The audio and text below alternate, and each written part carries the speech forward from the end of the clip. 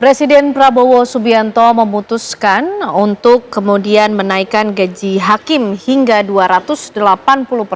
Ya, Kepala Negara meyakini maraknya korupsi di lembaga peradilan dipicu rendahnya kesejahteraan para wakil Tuhan. Namun benarkah demikian? Adakah jaminan muruah peradilan bisa tegak dengan menaikkan gaji para pengadil?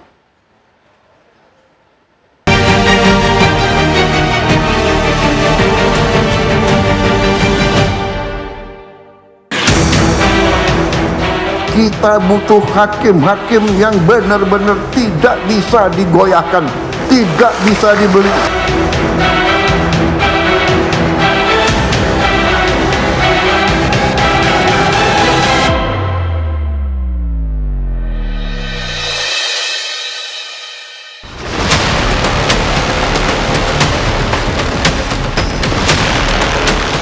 Presiden Prabowo Subianto gerah dengan masalah rasuah yang mendera lembaga peradilan. Hukum telah menjadi komoditas yang diperjualbelikan. Kala keputusan bisa berubah arah tergantung tebalnya amplop yang menghampiri ruang-ruang pengadilan. Prabowo meyakini biang kerok buruknya integritas para pengadil adalah rendahnya kesejahteraan. Maka ia pun memutuskan mengatrol gaji para wakil Tuhan agar mereka tahan godaan. Si koruptor, si maling, si bajingan itu begitu ke pengadilan lolos. Kasihan ini anak buahmu Kapolri. Jadi kita butuh hakim-hakim yang benar-benar tidak bisa digoyahkan, tidak bisa dibeli.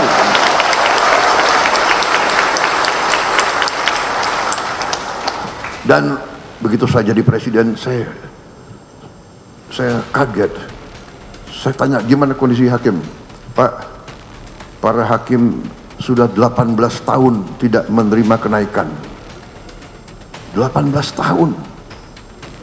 Padahal hakim-hakim menangani perkara triliunan. Ikhwal kenaikan gaji hakim yang disampaikan Prabowo diatur dalam peraturan pemerintah nomor 44 tahun 2024 tentang hak keuangan dan fasilitas hakim yang berada di bawah Mahkamah Agung. Prabowo memutuskan persentase kenaikan gaji hakim bervariasi dengan kenaikan tertinggi mencapai 280% untuk hakim golongan paling junior. Golongan itu ditempati oleh para hakim dengan masa kerja 0 sampai 1 tahun dengan gaji pokok sekitar 2,7 juta rupiah. Maka sebagai ilustrasi, bila gaji pokok betul-betul naik sampai 280%, maka hakim junior golongan 3A setidaknya menerima gaji 7,79 juta rupiah. Namun selain gaji, para hakim juga menerima tunjangan jabatan. Besaran tunjangan beragam, yang tertinggi diterima oleh Ketua Pengadilan Tinggi mencapai 56,5 juta rupiah.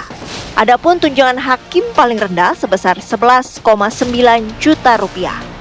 Lantas, adakah jaminan muruah lembaga peradilan bisa kembali tegak dengan menaikkan gaji para hakim? Kalau ditanya apakah dijamin tidak akan menerima suap jika gaji hakim naik, ya yakin kebal suap, ya seperti kan? Nah, itu kan Mahkamah Agung dengan ada atau tidak adanya kenaikan gaji hakim, Mahkamah Agung selalu berupaya untuk mencegah dan menindak judicial corruption di Mahkamah Agung maupun di lembaga peradilan di bawahnya, gitu, ya. Nah, seperti yang berkali-kali disampaikan oleh pimpinan Mahkamah Agung, Profesor Sunarto, ya, di bawahnya, ya. Jadi sebelum ada rencana kenaikan gaji ini, pimpinan Mahkamah Agung telah melakukan langkah-langkah preventif dan represif terhadap segala bentuk judicial corruption, seperti adanya sepat majelis. Sepat majelis itu begini, Mas. Jadi pembagian perkara itu sudah pakai mesin, ya. Jadi tidak bisa diatur-atur lagi. Kemudian penunjukan majelis itu tidak lagi dilakukan oleh pimpinan EMA, melainkan pakai mesin, ya. Jadi nggak bisa lagi diatur-atur. Masih segar diingatan kasus mafia peradilan yang menjerat Zaraf Rikard. Masyarakat dibuat geger dengan temuan fulus suap nyaris 1 triliun rupiah di rumah mantan pejabat Mahkamah Agung itu. Uang haram bernilai fantastis diterima Zaraf Rikard dari pengurusan perkara di berbagai tingkatan lembaga peradilan. Maka benarkah rusaknya sistem peradilan di Indonesia semata disebabkan rendahnya pendapatan atau dipicu ketamakan?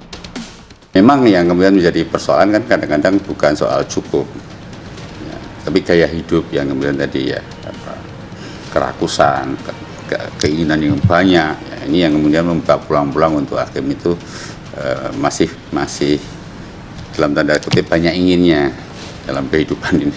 Karena banyak inginnya maka tawaran-tawaran suap itu akan mudah diterima kalau komitmen kemandirian dan integritasnya tidak dijaga. Korupsi itu ada yang pertama by need, karena kebutuhan. Kedua greedy, by greed. Yang ketiga by chance, ada kesempatan. Nah, kalau kita kaitkan kualitas hakim kaitan dengan bagaimana mencegah korupsi, yang ditingkatkan gaji ini nggak mempengaruhi, nggak ada integritas berkaitan dengan gaji atau upah. Integritas, contoh untuk menjadi hakim itu jujur, baik itu lebih dipengaruhi kepada bagaimana semangat di hatinya. Kalau dikaitkan dengan harapan untuk tidak ada korupsi, ya sepenuhnya plus dari gaji tadi, minus pajak plus remunerasi, jaminan-jaminan yang tidak mungkin buat dia tidak dia butuh, tapi kalaupun ada jadi serakah, ya greedy. Dia masih diberi tunjangan sebagai bentuk kaitan dengan gaji bernama remunerasi, dan itu yang take home pay. Jadi kalau mau dinaikkan jujur atau korupsi, mungkin take home pay-nya perlu sesuai. Selain faktor kesejahteraan, pemerintah juga perlu membenahi sistem pengawasan hakim yang dinilai lemah.